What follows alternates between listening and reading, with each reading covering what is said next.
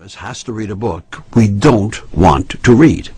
In fact, it's sometimes the very assignment, the requirement, that turns us against the book. We might know absolutely nothing about the book, except we don't want to read it. Nonetheless, we must read it. Our very job or grade may depend on it. All these factors are going to make the book that much more difficult, unless we can find a way to make it more bearable. Otherwise, you'll postpone the reading until either you fail the assignment or you turn to stone like this. So here's a formula for making it easier to read a book you don't want to read. I thought of it the other day when some tree surgeons came to my house to remove a towering 80-foot pine tree next to my house. To be more exact, it was a leaning pine. As you can see here, it was leaning and endangering my roof, my fence, my neighbor's tool shed, and another neighbor's fence and garage. As much as we all hated to sentence that old pine to death, there was too much riding on its tilt, especially when we thought about the weight of the snow that would be riding on it in another month. If we didn't take the tree down, Mother Nature might do it for us. And quite frankly, sometimes she's a little messy when she takes things down. So like that book you don't want to read, the tree had to be taken down. But because of its position tucked between the three houses, it had to come down very. We called the tree surgeons from the Paul Bunyan Wood Company. That actually was the name of the company, appropriately enough. Wait a minute. What does this have to do with your reading that dumb book you don't want to read? Bear with me here for a few more seconds. Tree surgeons never take down a tree this size all at once. They take it down piece by piece. By the same token, few people read an entire book in one evening or one sitting. They read it in pieces or sections, except, of course, for dumb people who think they can read and digest the whole book in one night, the night before the report or the assignment is due or the test is to be taken. Watch. The tree surgeons arrived with their crane and equipment, and the first thing they did was to stabilize the truck that would hold the crane, that would hold the bucket, that would hold the tree surgeon. They made sure they were on stable ground. When you're reading, you need to stabilize yourself first.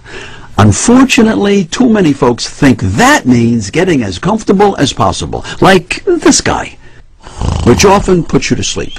Here's a fact. When the feet are elevated to the same level as the heart pumps less oxygen to the brain, and that brings on drowsiness. The lesson here, get comfortable and stable, but not too comfortable, and keep those feet lower than your heart if you want to stay awake. The next thing the tree surgeon does is cut away the lower part of the tree's branches one by one.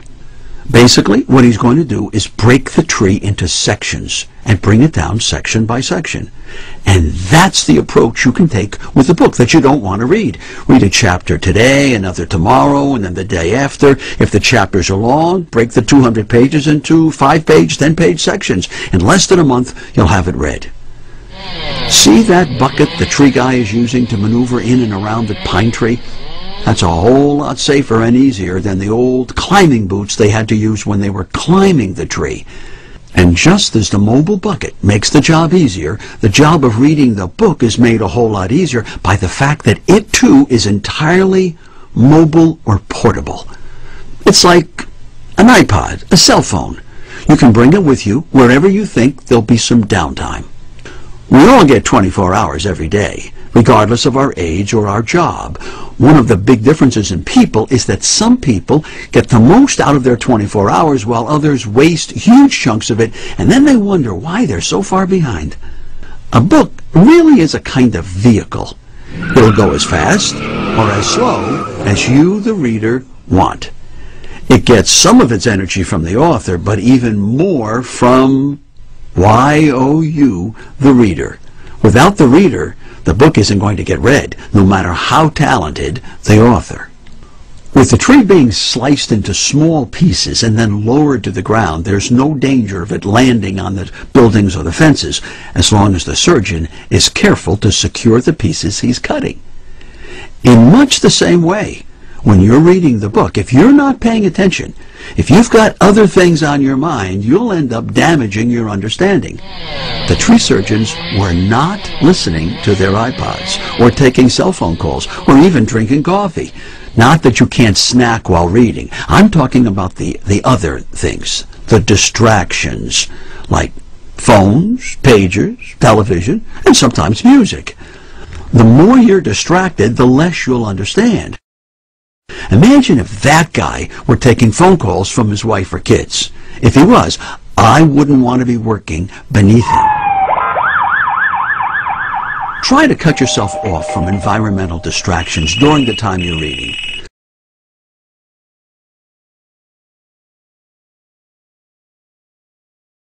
But be honest with yourself. If it's distracting, cut it out. Needless to say, the surgeon needs the tools of his trade. So with reading. One of the great American minds of the last century, a guy named Mortimer Adler, once observed that you should never read a book without a pencil in your hand or a pen. If it's a library book, use Post-it notes. I'm not saying that you should take notes all the way through the book, although sometimes that's necessary. Think of those notes as a conversation. The words printed on the page are the author's words directed to you, his part of the conversation. Your note in the margin or on the Post-it note is your response to what the author wrote. Believe it or not, this activity reinforces understanding. By adding a physical activity as small as note writing, you're engaging an extra part of your brain. The more active the brain, the more you remember, and the less likelihood you'll fall asleep. That note-taking helps you digest the reading, much the way the tree surgeons take those branches they've trimmed and feed them into a wood chipper device that turns it all to sawdust and chips. The more you think about whatever you read, the better you can turn it into memory and ideas.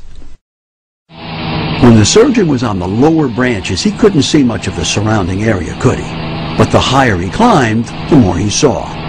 The same thing happens in a book. We're often confused in the early pages or chapters, not always sure of who's who and what's what, but the more we read, the more the plot and the characters come into focus. Just as the tree guy can't expect instant results, the reader shouldn't expect to understand the whole book by chapter 2. After all, a good author wants to keep you in some suspense. One of the best lifetime habits you can develop is reading in bed. I know that seems to contradict what I said earlier about the feet being level with the heart, but hear me out. When you read in bed, usually it's not for comprehension. This is reading done to relax you, to help you slip into a good night's sleep. Pure pleasure. You could call it a kind of night school. You're training the brain to associate reading with a non-threatening, pleasurable experience. That's great training. I might add, the brighter the bulb in your reading lamp, the longer you can read without your eyes growing tired. So, if you're interested in falling easier and earlier, keep the light or the bulb turned to the dimmer setting when you read. Out of bed, the brighter the bulb, the less work your eye muscles have to do and the less tired they get. Simple. In summary, when you've got a book to read you don't want to read, approach it like that old leaning pine tree. Take it down, piece by piece, branch by branch, chapter by chapter, or page by page. You'll be surprised how much easier it is than waiting until the night before the assignment is due or the test must be taken.